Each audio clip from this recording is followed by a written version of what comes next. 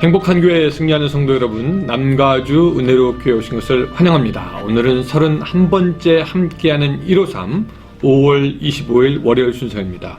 자, 오늘부터 대망의 로마서가 처음 시작하는 시간입니다.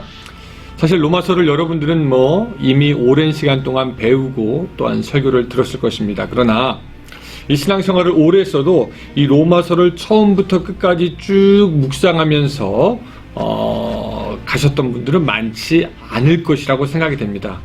어떻게 보면 이번 기회가 좋은 기회입니다. 성경 중에 성경, 이 로마서를 여러분들의 눈으로 직접 보고 또 배우고 은혜 받고 메시지를 찾고 하면서 그 로마서의 복음의 정수가 여러분들의 삶에 그대로 드러날 수 있게 되는 그런 시간이 되시기를 바랍니다. 이 로마서를 우리 같이 공부하면서 또 여러분들 은혜 받은 게 있을 줄로 압니다. 또 기도하시면서 응답받은 게 있을 줄로 압니다. 여러분들 그런 것들 저에게 좀 나눠주시면은 우리가 같이 또한 사연을 사람들에게 나누고 또 더욱더 은혜로운 시간을 만들어 가려고 하니까 여러분들 기억해 주시기 바랍니다. 자, 오늘 기도할 사람들은요, 코로나 때문에 고생하는 분들, 또 의료진과 정부에 대해서 우리가 같이 기도하고요. 또 저희 교인들 가운데 이 비즈니스나 직장에 다니시는 분들이 있는데 그분들 가운데 하나님의 은혜가 함께 하시기를 위해서 기도해 주시기 바라고요. 또 한 가지 저는 우리가 이 코로나 끝날 때 어떻게 할 것인가, 우리 교회가 이제 예전처럼 완전히 돌아가지는 못할 텐데 그럼 우리 교회는 앞으로 무엇을 어떻게 할 것인가 미리 준비하고 미리 계획하는, 그래서 시대의 변화를 잘 따라가면서 그 가운데 하나님의 뜻을 드러내는 교회가 되게 하여 주시옵소서. 그렇게 여러분들 기도해 주시면 감사하겠습니다. 자, 우리 오늘 이런 모든 기도의 제목을 모아서 우리 같이 찬양하겠습니다.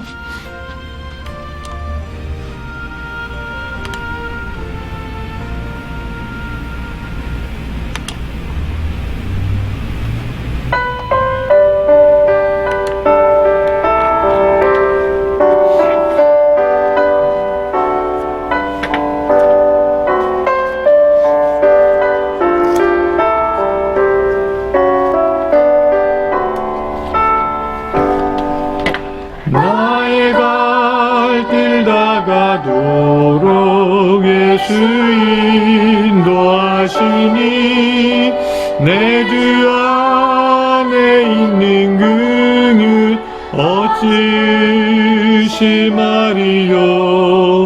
믿음으로 사는 자는 하늘 위로 받겠네.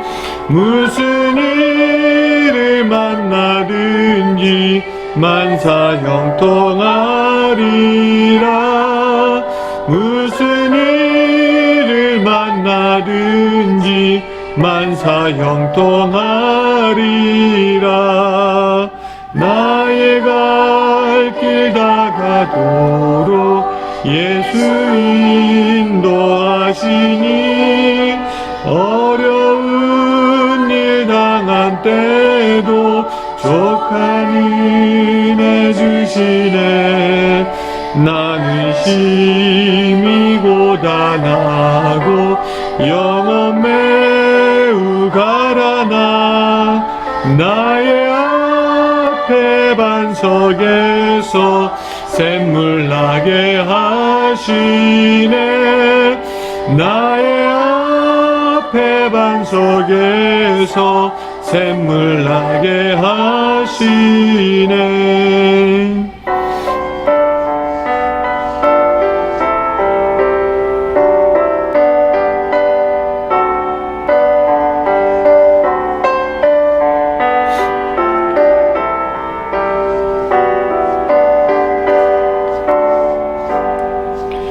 나의 갈 길 다가도록 예수 인도하시니 그의 사랑 어찌 큰지 말로 알 수 없도다. 성령 감화 받은 영혼 하늘 날아갈 때에 영영 부를 나의 찬송 찬송 예수 인도하셨네. 영영 부를 나의 찬송 예수 인도하셨네. 아멘.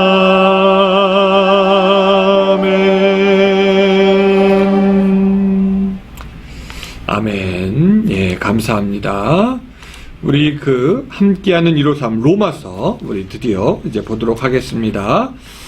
여러분들이 어제 아마 로마서 1장을 묵상하셨거나 아니면 오늘 이거 끝나고 로마서 1장을 묵상하실 겁니다. 그렇죠? 그것을 여러분들이 각자 묵상하시고 저는 1장 15절부터 17절까지의 말씀을 주로 여러분들과 좀 나누도록 하겠습니다. 1장 15절부터 17절까지의 말씀입니다. 자, 제가 읽겠습니다. 여러분들도 집에서 따라 읽어주시기 바랍니다. 그러므로 나는 할 수 있는 대로 로마에 있는 너희에게도 복음 전하기를 원하노라. 내가 복음을 부끄러워하지 아니하노니 이 복음은 모든 믿는 자에게 구원을 주시는 하나님의 능력이 됨이라. 먼저는 유대인에게요, 그리고 헬라인에게로다. 복음에는 하나님의 의가 나타나서 믿음으로 믿음에 이르게 하나니 기록된 바 오직 의인은 믿음으로 말미암아 살리라 함과 같으니라. 아멘. 아멘. 자, 오늘의 본문의 말씀을 가지고 같이 은혜를 좀 나누려고 합니다.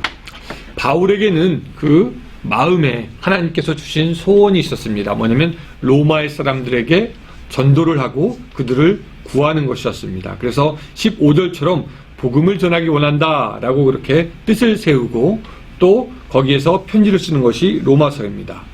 바울이 로마에 어떻게 가게 됐느냐? 우리가 사도행전을 통해서 잘 보았지만 죄수의 몸이 되어서 로마에 가게 되고 거기서 복음을 증거하다 최후를 맞게 됩니다. 그 바울이 로마에 있으면서 썼던 그 편지, 바울이 전하기 원했던 그 내용, 오늘은 그 많은 것 중에서 두 가지만 먼저 좀 살펴보기 원하는데요. 첫 번째는 복음은 모든 믿는 자에게 구원을 주시는 하나님의 능력이 된다라는 것입니다. 믿는 자에게 구원을 주시는 하나님의 능력입니다. 자, 복음이 무엇이냐? 그 복음의 내용에 대해서는 앞으로 우리가 쭉 다루게 되겠지만, 그래서 이번 시간에는 하지 않겠지만, 복음을 믿는 자에게 주시는 하나님의 능력, 믿는 자에게 구원을 주시는 하나님의 능력에 대해서 우리가 조금 살펴보겠습니다. 여기서 우리가 한 가지 알 수 있는 것은 뭐냐면 복음은 믿어야 한다는 것입니다. 뭐 해야 된다고요? 믿어야 합니다. 사실 이 믿어야 한다는 말이 당시의 사람들과 이 로마인들에게는 굉장히 걸리적거리는 일이었습니다. 로마에는 많은 신들이 있습니다. 그렇죠? 그 신들의 이야기를 이해하고 듣고 공감하고 재밌게 만들기도 하고 그 신들에 대한 이야기에 반응하기도 하고 그것을 가르치고 교훈 삼아서 배우기도 하고 하지만 딱 한 가지 안 되는 것이 있는데 그것은 뭐냐면은 믿는 것입니다. 그들은 로마 신들의 이야기를 절대로 믿을 수가 없어요. 왜냐하면 그 로마의 신들은 자기가 상상 속에서 만들어낸 존재이기 때문에 그 신들이 있다고 믿는 것은 굉장히 자기들 보기에도 우스꽝스러운 일이었을 것입니다.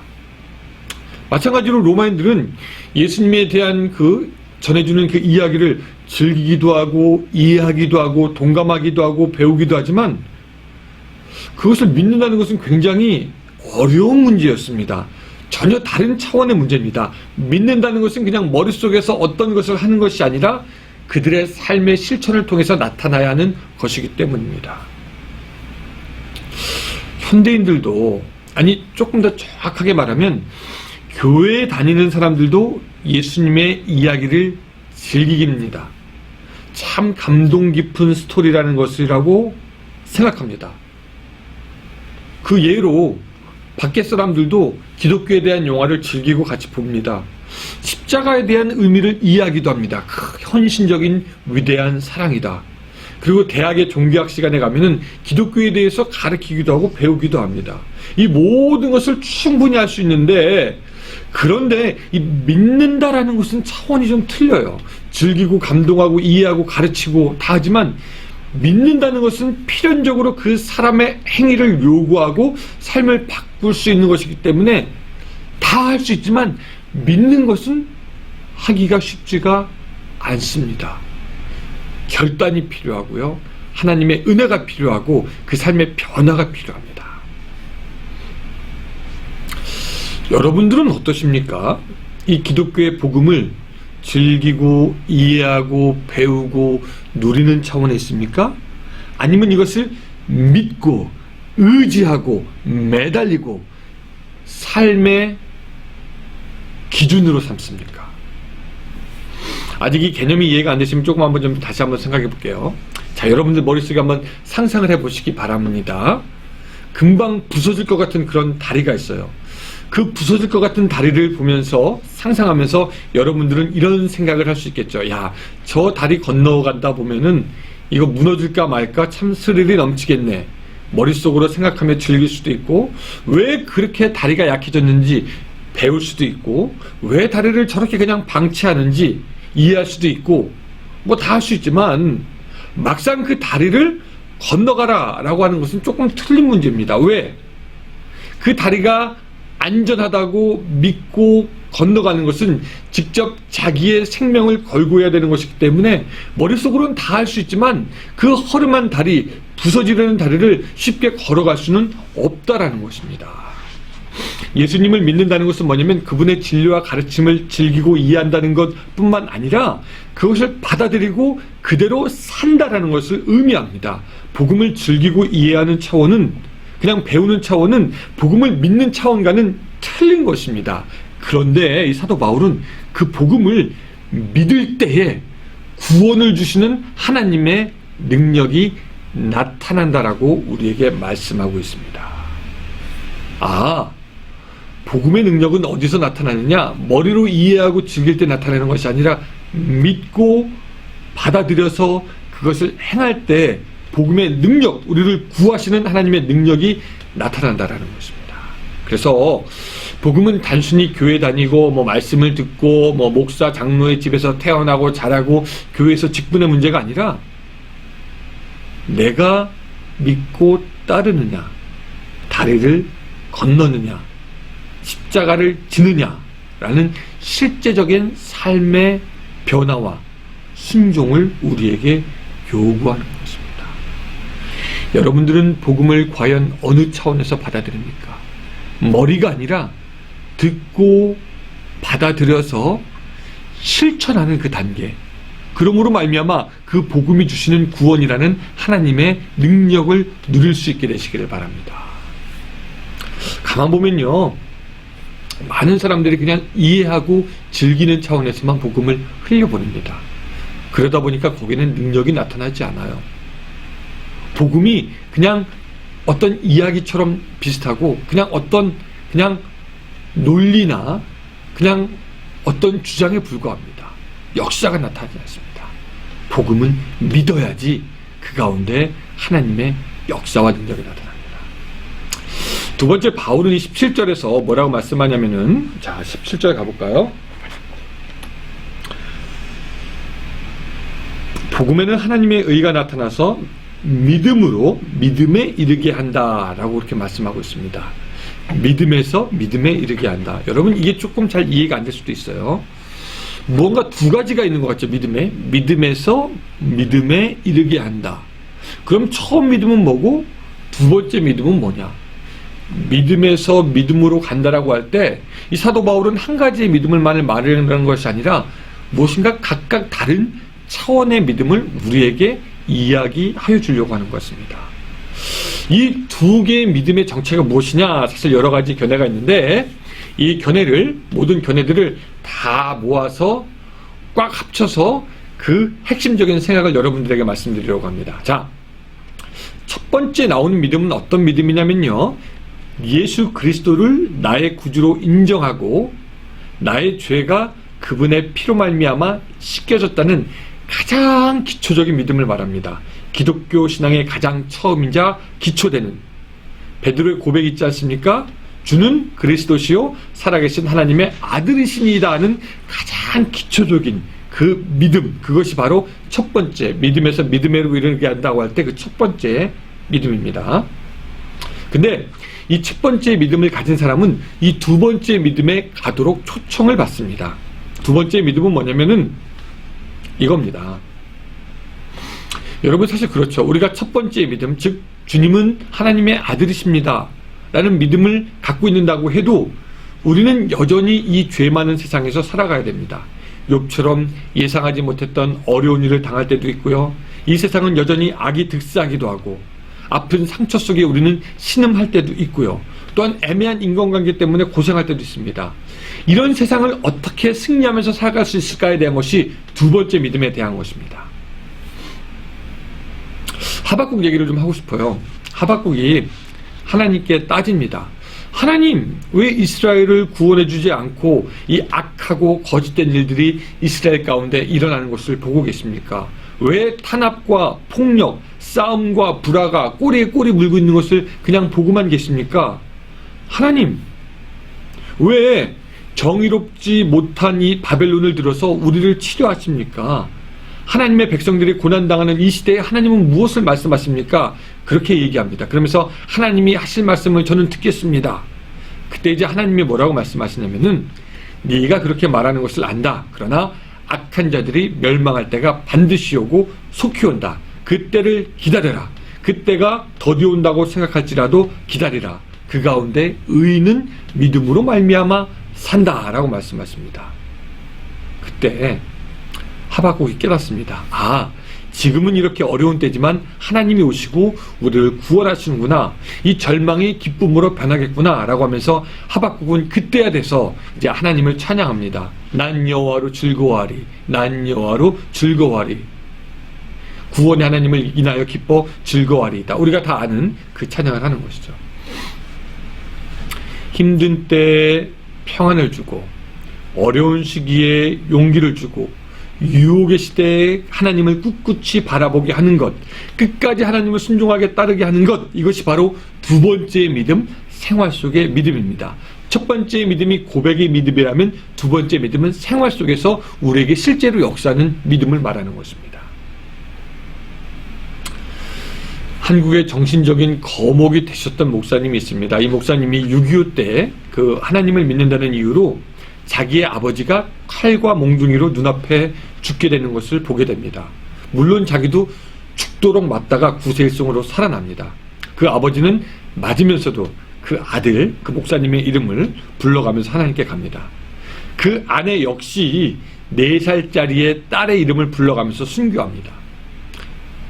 그리고 그분은 그렇게 커가는, 그렇게 이제 시간을 지나게 됐는데 나중에 딸 중에 하나가 병으로 죽게 됩니다. 그 병으로 인해서 극심한 고통을 호소하는데 이렇게 얘기합니다. 아버지, 저 살 길이 없을까요? 저 살고 싶어요 라고 하면서 아버지의 손을 잡고 죽어갑니다. 그 목사님이 이렇게 얘기합니다. 나는 하나님께 섭섭함이 커서 아무 말도 할 수가 없었다. 자기의 어머니, 자기의 부인, 자기의 딸 죽어가는 것을 지켜보아야만 했던 것입니다. 근데 그 목사님이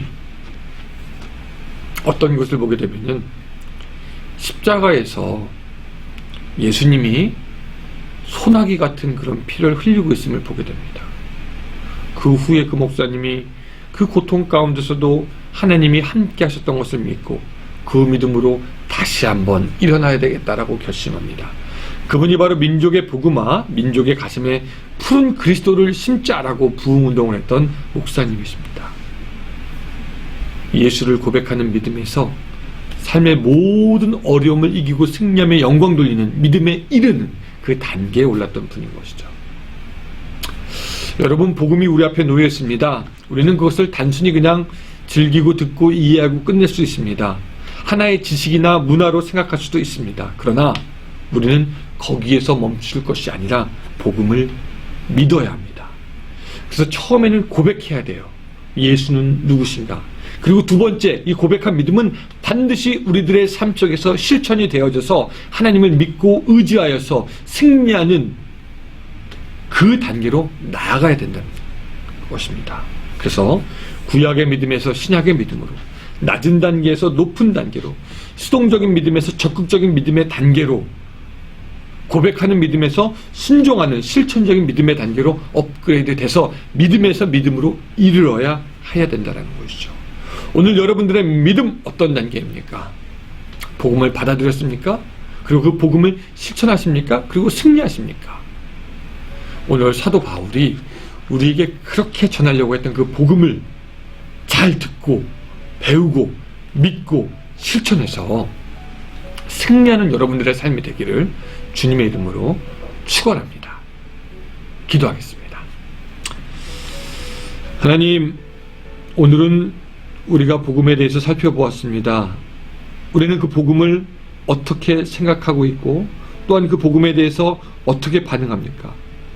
그 복음을 믿게 도와주시고 그 믿음이 믿음에 이르르게 하여 주셔서 그 복음으로 승리할 뿐만 아니라 구원을 주시는 하나님의 능력의 역사를 매일매일 우리들의 삶에서 체험할 수 있도록 주여 도와주시옵소서. 지금 로마서 이제 시작하는데 끝나는 시간까지 주님께서 붙잡아 주시고 인도하여 주시오며 그 로마서를 통해서 우리에게 주시는 그 복음의 정수를 우리가 깊이 들어가서 깨닫고 그 가운데서 그 샘에서 솟아나는 그 시원함과 만족함을 누리는 그런 시간들 될 수 있도록 주여 도와주시옵소서. 복음이 주는 그 능력으로 말미암아 모든 나쁜 것들이 끊기게 하시고 모든 유혹이 떨어져 나가게 하시고 오직 예수 그리스도의 십자가의 복음만을 붙잡는 우리들의 삶이 될 수 있도록 도와주시옵소서. 예수님의 이름으로 기도드리옵나이다. 아멘. 자, 감사합니다 여러분. 자, 153 우리 계속해서 30분 동안 기도하고 묵상하면서 하나님께 나가겠습니다. 오늘도 승리하세요.